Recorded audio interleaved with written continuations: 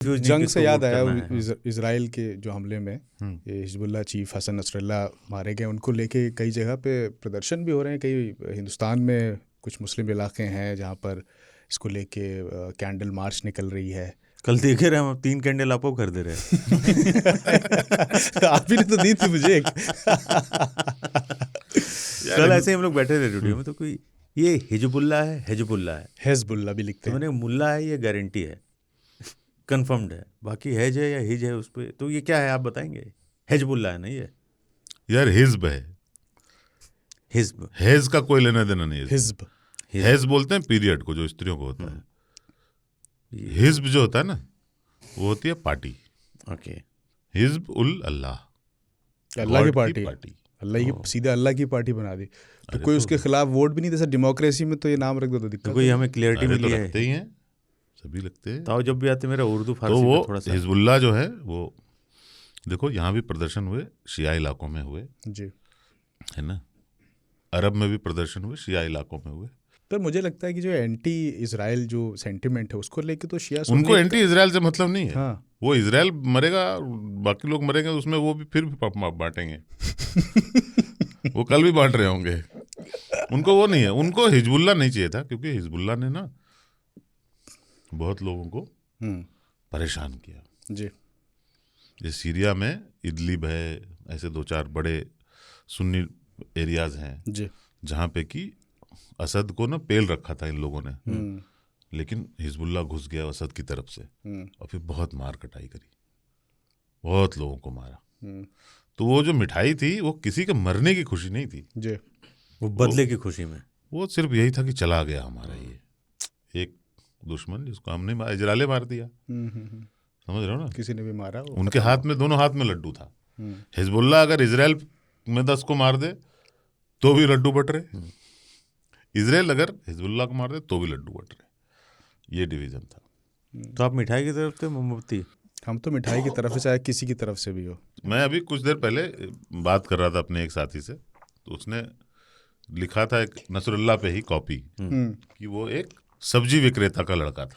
अच्छा, तो बोला कि क्या हम इसको ह्यूमनाइज कर रहे हैं, सब्जी विक्रेता का ये लड़का। बता के हाँ, कि ये वो ऐसा था। मैंने कहा देखो इंपॉर्टेंट इन्फॉर्मेशन तो है, सब्जी विक्रेता, और आप उसके प्रोफाइल बना रहे हो तो आप बताओगे ना किस परिवार से था, कैसा था, आर्थिक रूप से कमजोर थे, लेकिन रिस्क, शिक्षा दीक्षा रिस्क ये होता है कि आपने ये हेडलाइन दी तो हर आदमी इस हेडलाइन को अलग अलग तरह से लेगा।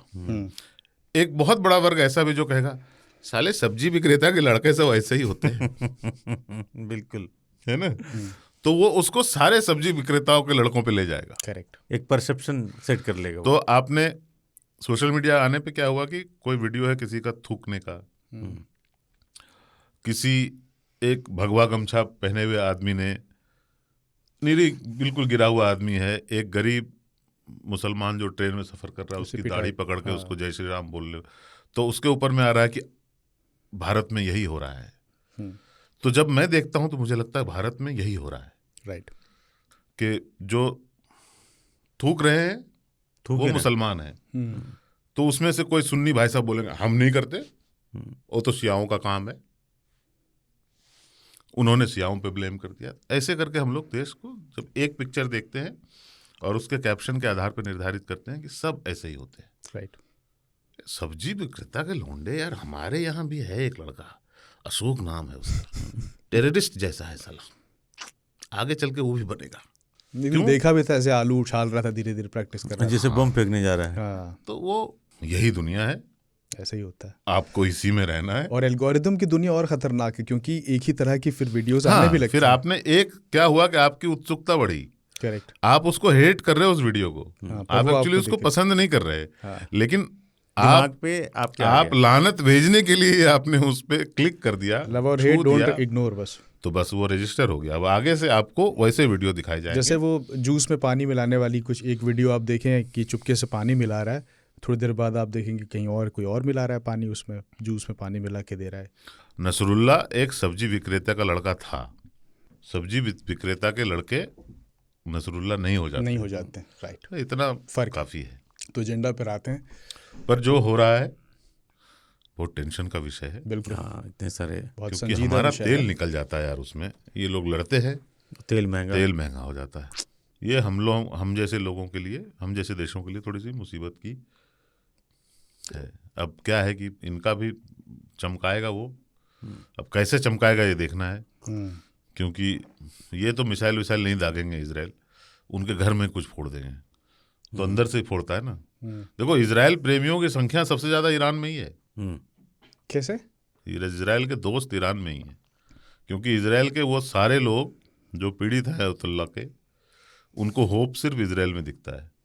ये सऊदी, ये इंडिया, ये बाकी लोग कुछ नहीं कर पाएंगे। उनको आज़ाद कराना है तो फिर नेतन्याहू जैसा पगला ही कर सकता है, क्योंकि इनका जो पगला है ये धर्म का पगला है, और उसका जो पगला है वो पावर का पगला है, उसके पास शक्ति बहुत है।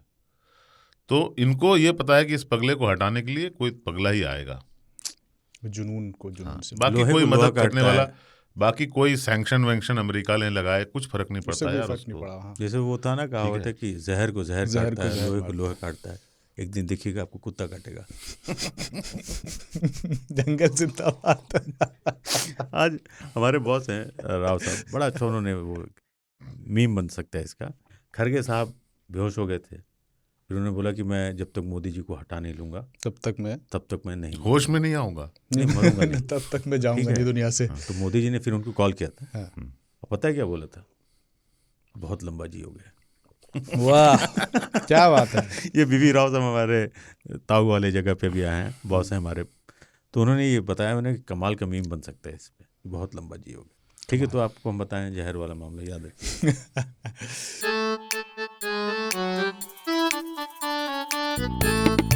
इजराइल ने 40-45 हज़ार लोगों का हत्या किया, जिसमें से अधिकांश औरतें और बच्चे थे। ये आतंकवाद नहीं है। वॉर भी अपने आप में एक स्ट्रेटजी होती है, मतलब वॉर ये नहीं कि बात बिगड़ गई लड़ लिए, कुछ तो होगा ना, कहीं पहुंचना है। War is politics by other means. कि नेतन्याहू एक अच्छा मौका उसको देखा कि अमेरिका उनका विरोध नहीं कर सकता।